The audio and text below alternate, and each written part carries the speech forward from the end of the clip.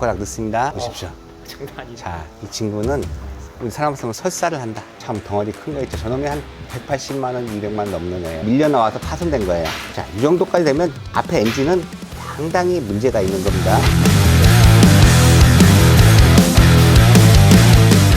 네, 안녕하세요. 네. PF가 디젤차 타시는 분들이 어떻게 좀 관리를 해야 되는지 좀 대표님 좀 설명을 해주시면 좋을 것 같습니다. 저희 정비샵에 올 때는 경고등이 뜨거나 고장이 났을 때 많이 방문하게 돼요. 디젤차 하면은 우리가 생각하면 연비가 좋은 차, 힘 좋은 차 이런 게 기본인데 다들 이제 디젤차 하면 지금 현실적으로 관리가 어렵고 수리비가 많이 든다. 이게 지금 가장 갈리는 문제점이거든요. 실질적으로 그런데 디젤차는 관리만 잘해주면 큰 돈이 들지 않는 차 이렇게 얘기할 수 있어요. 근데 그 중에 가장 고가인 부품은 DPF라는 게 있어요. 다들 보면 DPF라는 자체를 모르고 운행을 하시다 망가지고 뭐 방구 표시 경고등이 떴을 때 방문을 하다 보니까 수리 기간을 놓쳐서 오시는 분들이 많죠. 그게 문제인 것 같습니다. DP를 좀 보면서 우리 할 수 있을까요? 그러면 차 2대가 준비되어 있으니까 한번 가시죠. 지금은 실제 차량 2대를 제가 리프트에다 떠났고요. DPF가 어디 달렸는지는 고객님들이 알아야 될 것 같아요. 요 뒷부분에 DPF가 달려 있어요. 저 안쪽에 저 부품이 DPF라고 합니다. 그죠? 참 덩어리 큰 거 있죠. 저놈이 한 180만 원, 200만 원 넘는 애예요. 센서도 달려 있고 PM 센서라고 하고 이렇게 소음기로 해서 깨끗이 정화돼 가지고 요쪽으로 나가는 거예요. 이렇게. 자, 고객님들이 가장 볼 수 있는 게 내 차를 점검할 수 있는 방법 중에 하나가 뭐냐면 소음기로 가서 이렇게 만져보는 거예요. 아, 이 차는 아직 망가지지 않았다. 정상적으로 배기 시스템이 움직이고 있다. 이렇게 체크하시면 돼요. 손에 묻어서 그을림이나 재가 나오면 뭔가 문제가 있다는 거죠. 그러면 차가 망가진 거죠. 그렇군요. 여기 옆에 보시면 좀 아쉬운 게 관리가 안 되신 분이야. 제가 하나 해볼게요. 자, 손가락 넣습니다. 네, 보십시오. 장난이. 자, 이 친구는 우리 사람 쓰면 설사를 한다. 망가졌다. 고객 입장에서는 돈도 많이 쓸 수밖에 없는 거예요. 이게 DPF의 망가진 쪽의 차량이고 저건 아직 DPF가 정상적으로 움직이는 차량입니다. DPF를 탈거한 부품을 몇 개 준비했어요. 자, 요거는 모하비 DPF고요. 자, 여기에 보면 여기가 공기가 이쪽으로 들어와서 이쪽으로 나오는 시스템이에요. 그러면 앞쪽 전단은 조금 끓음이 있어도 상관이 없는데 뒷전단은 깨끗해야 돼요. 근데 요 DPF 같은 경우는 귀가 새카맣고 밀려 나와서 파손된 거예요. 자, 이 정도까지 되면 앞에 엔진은 상당히 문제가 있는 겁니다. 또한 요것도 똑같은 DPF예요. 요 입구로 들어와서 똑같이 하는데 요 놈도 똑같이 안쪽에 있는데 안쪽에 보면은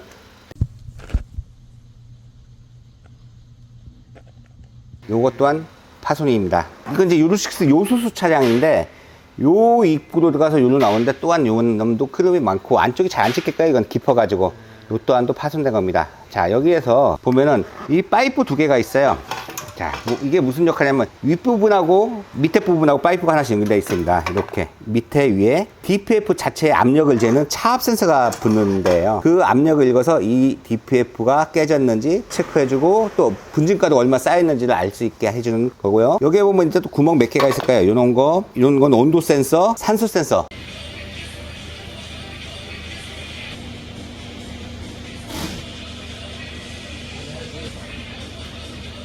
요거 PM 센서라고 해요. PM. 유로6에 달려 있거든요. 요 놈은 이런 검둥이 분진가루를 읽는 거예요. 요 놈 분진가루가 요 PM에 지나가면 경고등을 띄우고 방구 표시를 띄워요. 그 DPF 경고등이 들어오면 이 수리비가 비싼 이유가 혹시 있을까요? DPF가 파손됐을 경우, 좀 엔진 쪽에 손상됐을 경우의 수는 많죠. 가장 중요한 건 최대한 빨리 수리를 해라. 정비를 해라. 관리를 잘 해야 되는데 앞부분에 인젝터, 터보, 연소실, 클리닝, EGR 이런 기본은 무조건 진행을 하셔야 되는 거고요. 주기적으로 5만, 6만에 클리닝 하는 게 가장 좋습니다. DPF에는 센서가 워낙 많아요. 근데 낙스 센서, PM 센서, 온전 센서 요런 부품들이 상당히 고가예요. 낙스 센서는 뭐 30만원, 40만원씩 하고 PM도 그래요. 근데 DPF에 분진가루가 나와서 낙스 센서나 온도 센서에 끓음이 묻으면 이건 우리가 석탄, 연탄 생각하시면 돼요. 한순간에 불이 붙어가지고 그 센서들 파손시켜요. 심지어 SCR까지 파손시켜요. SCR에 검둥이가 많이 있다가 그게 점화가 되면은 SCR이 녹아번져요. 그래서 1번은 고장나기 전에 고쳐라. 소음기에 검은 게 묻어 나오면 빨리 조치를 해라. 이게 맞고요. 강제 재생 시기를 놓치면 클리닝을 하라고 했는데 아까도 얘기했지만 클리닝은 고장나지 않았을 때 하는 게 가장 좋고요. 고장났다면 그래도 한 번 정도 클리닝을 해보고 살릴 수 있는지 체크하고 정비를 하는 게 맞습니다. DPF가 고장나면 엔진이 고장난다. 그건 최악이죠. 근데 맞아요. 왜 그러냐면 DPF가 고장나면 컴퓨터는 자꾸 막혔기 때문에 재생이라는 모드를 자꾸 해요. 근데 보통 정상적인 DPF는 한 300km, 500km 이렇게 타요. 300에 한번 재생, 500에 한번 재생을 하는데 뭐 10km, 20km 재생을 계속 하다 보면 엔진 오일이 점도가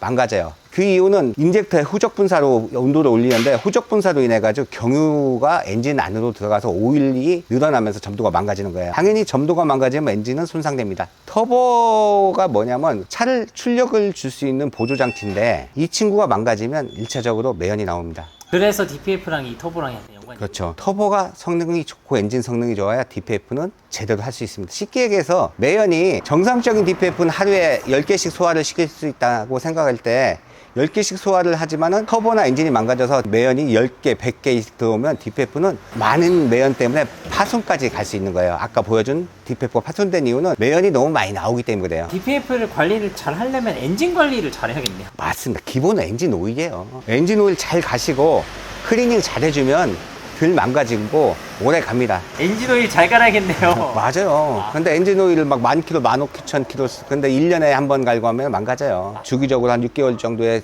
관리해서 가시는 게 맞습니다. DPF를 오래 쓰려면은 어떻게 관리를 해야 되는지 좀. 정기적으로 장거리를 주행해 주는 게 좋아요. 두 번은 엔진 오일 관리 잘하기, 6개월에 한 번씩 갈아주기, 그리고 엔진의 인젝터나 흡기, 클리닝, EGR 이런 거를 점검하고 클리닝하고 수리하기, DPF 경고등 점등 시 즉시 점검 받기. 이게 핵심입니다. 이거 네 가지만 잘 지켜도 DPF 수명은 크게 늘릴 수 있어요. 잘 해주면 좋습니다. 우리 차카는 디젤 차를 굉장히 수리 잘한다고 소문이 난 것 같던데. 그래요? 네. 실질적으로 디젤 차는 저희가 최소한 10년 넘었고요. 디젤 차를 진단할 수 있는 뭐 인젝터, 장비, DPF를 클리닝할 수 있는 장비, 있는 기본적인 걸 다 갖춘 집이고요. 우리 정비 기사분들이 워낙 많이 하다 보니까 숙련된 기사들이 4명이나 있어요. 그러니까 디젤 차는 진짜 잘 고치는 집입니다. 저야 뭐 30년 정도 됐겠죠. 기본이 충실해야 되고 누가 잘하고 잘못하고는 없어요. 그냥 잘하는 분 걸 배워야 되고 나 또한 그분 걸 또 배워서 계속 공부하고 학습해야 되는 게 정비예요. DPF 경고등이 들어왔는데 계속 타도 되는 건지 좀 궁금해요. 우선 DPF 경고등이 들어오면 차가 아프다 생각하시고 점검을 받는 게 맞습니다. 그걸 방치하게 되면은 뭐 DPF가 막혀서 가속이 안 될 수도 있고 파손될 수도 있고 심지어 어떤 특정 부속으로 인해 가지고 엔진도 손상될 수 있어요. 그래서 어디든 가까운 데 가서 점검 받고 DPF에 대한 조치를 하시는 게 맞는데 꼭 DPF가 정답은 아닙니다. DPF가 망가진 이유를 찾아서 정비를 하셔야 됩니다. DPF 경고등이 들어오면 무조건 교체를 해야 되는 게 정답인 건가요?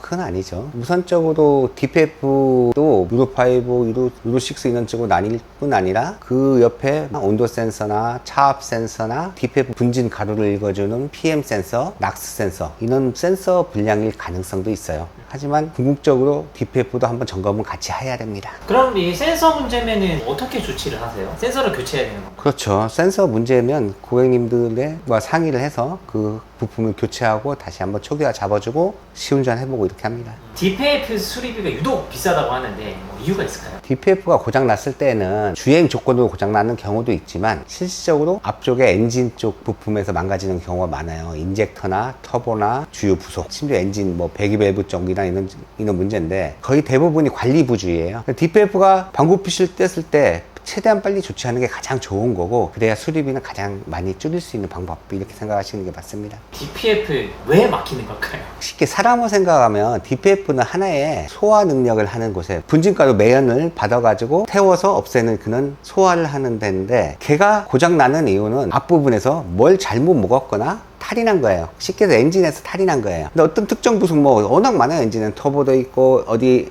도둑 공기도 있고 누설도 있고 엔진 오일 관리 부주의 뭐 EGR 이런 부속들이 망가지면서 DPF한테 데미지를 주는 거예요. 그래서 DPF는 맨 마지막에 고장나는 부품이지 얘가 혼자 고장날 수 있는 부품은 아니에요. DPF가 문제가 있다는 거는 뭔가 앞단에서 그러면 앞단에서 고장이 나서 시작해가지고 뒤가 막히는 거예요. 이런 경우에도 있고 디젤은 장거리 차라고 했는데 재생 요건 사이클을 맞춰줘야 되는데 시내 주행만 타셔가지고 망가뜨리는 분들이 있어요. 좀 아쉽죠. 고속 주행을 많이 해주면 자동으로 좀 청소가 잘 되나요? 디젤 차량에 DPF가 달린 차량은 고속도로 위주로 달리게 되면 DPF의 고장률은 상당히 적어집니다. 엔진 또한도 상당히 좋아지고 모든 게 다 정상적인 사이클로 돌기 때문에 고객님들의 호주머니가 감소되죠. DPF 교체 비용이 되게 무서워한다고 하는데 어느 정도 비용이 100만 원이 넘어요. 100만 원에서 200까지 갈 수도 있고 수입차는 더더욱 넘지만 국산차 기준 100에서 200, 한 300 안쪽이기 때문에 엄청 고가인 부품입니다. 정확하게 금액을 좀 말씀드리면 차종마다 너무 틀리기 때문에 금액은 정확하게 얘기할 수가 없어요. 일단은 100만 원 넘는다. 예, 맞아요. 외제차는 진짜 엄청나겠네요. 그렇죠.